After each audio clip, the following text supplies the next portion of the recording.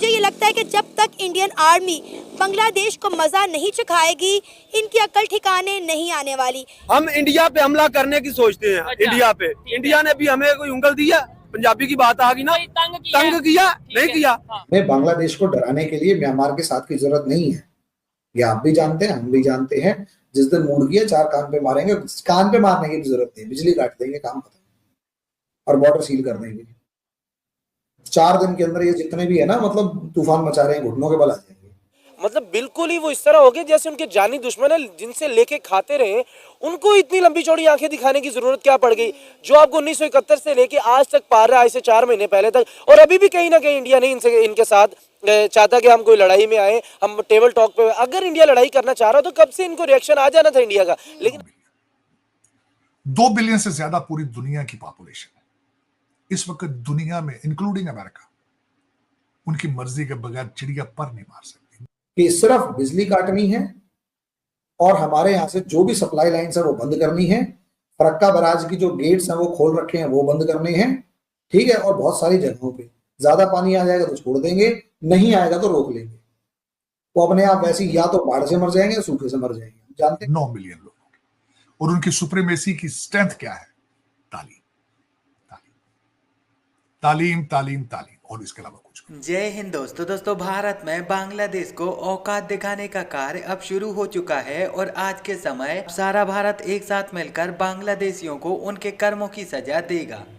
मैं ये कहता हूँ, आप इधर ओपनली कैमरे की तरफ देख के कहें कि भाई बांग्लादेश में कहीं पे भी मिनोरिटीज के ऊपर जो जुल्म हो रहा है, मैं एज ए पाकिस्तानी साथ खड़ा हूँ। कहें अगर आप कहना चाहते हैं, नहीं तो वो आपकी मर्जी है, आप कह सकते हैं सर। जो मैं पूछ रहा हूँ, अच्छा, इंसानियत के ऊपर नाहक जुल्म कहीं भी हो रहा है, मैं उसके खिलाफ। आप कहें जी बांग्लादेश में जो इधर ये हमारे क्रिश्चियनों पे जुल्म हुआ है, आप किधर थे उस टाइम?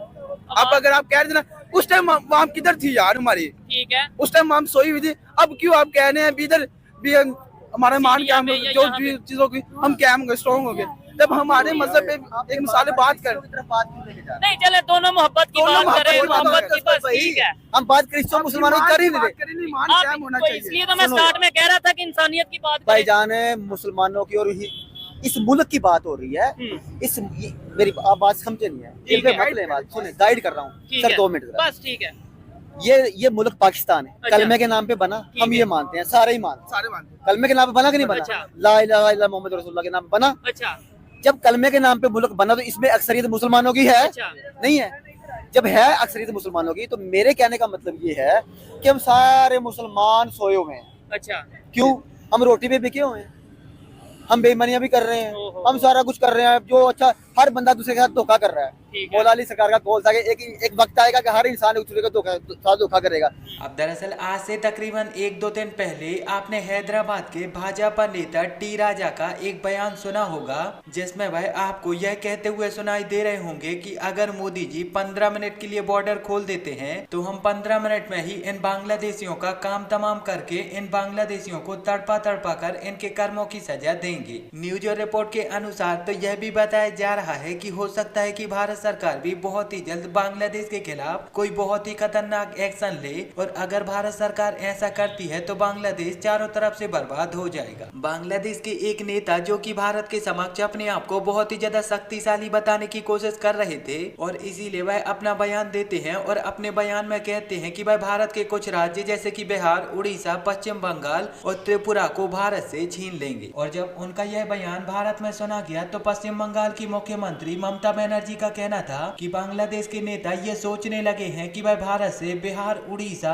पश्चिम बंगाल और त्रिपुरा जैसे राज्य छीन लेंगे और भारत देखता रह जाएगा, तो ये उनकी बहुत ही बड़ी मूर्खता है। क्योंकि अगर वह ऐसा करने के लिए अपने मन में विचार मात्र लाते हैं तो इसके लिए भारत उनको इतना खतरनाक दंडित करेगा कि जिसे सुनकर बांग्लादेशियों की रातों की नींद हराम हो जाएगी और बांग्लादेशियों की आत्मा तड़प जाएगी। इस सब के अलावा अगले महीने ही संयुक्त राज्य अमेरिका के नवनिर्वाचित राष्ट्रपति डोनाल्ड ट्रंप की तरफ से भी बांग्लादेश पर एक बहुत ही बड़ी बिजली गिरने वाली है और यह बिजली इतनी ज्यादा खतरनाक होगी कि जिसके तापमात्रा से ही मोहम्मद यूनुस को पूरी तरह से जलकर राख हो जाएंगे। उगलापन एक्सपोज हो गया। जैसे आपने बांग्लादेश की बात की सर, आज बहुत बड़ी एक डेवलपमेंट देखने को मिली कि बांग्लादेश का पड़ोसी जिसकी बांग्लादेश के साथ बिल्कुल नहीं बनती, म्यांमार को भारत ने जो है 22,000 मेट्रिक टन राइस का तोहफा भेजा है, क्योंकि वहां पर फूड क्राइसिस जिस तरह से चल रहे हैं।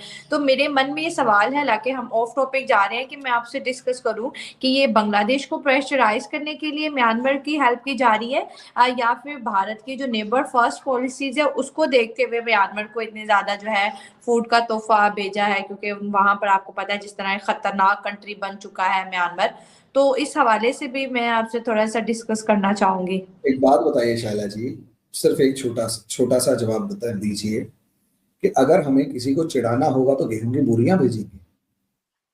2200 मैट्रिक टन राइस है।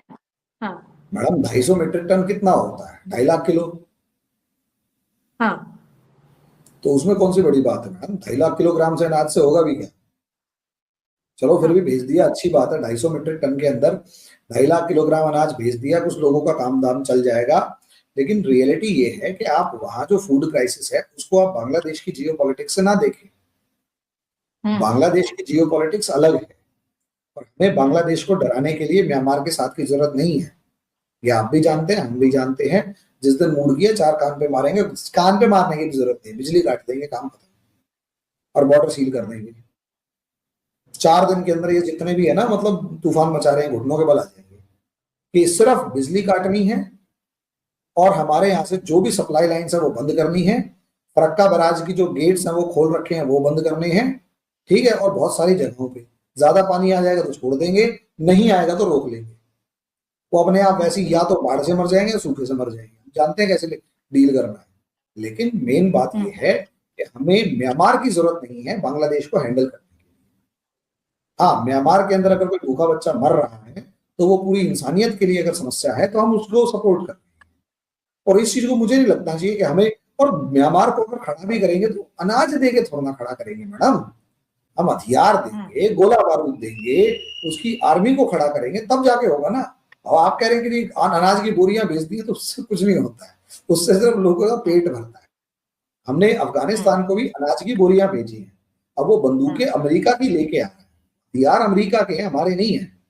अगर इंडिया का कोई वेपन मिल रहा है तो बताओ, इंडिया का वेपन नहीं है, सारा वेपन जो है अमेरिकन मिल रहा है। तो परेशानी आपको अमेरिकन से होनी चाहिए।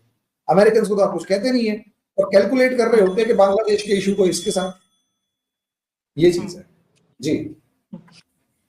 जैसे आपने अमेरिका अफगानिस्तान की बात की, तो बांग्लादेश के अंदर जैसे हमने टॉपिक थोड़ा सा डाइवर्ट किया अपना, तो बांग्लादेश के अंदर जब भी कुछ ऐसा होता है एंटी इंडिया या फिर कोई गवर्नमेंट के खिलाफ कुछ ऐसा होता है तो उसको डायरेक्टली इनडायरेक्टली पाकिस्तान के साथ जो है जोड़ा जाता है कि पाकिस्तान की वजह से हो रहा है या पाकिस्तान इसके पीछे है या पाकिस्तान ये सब करवा रहा है। तो इस चीज को आप किस तरह देखते हैं?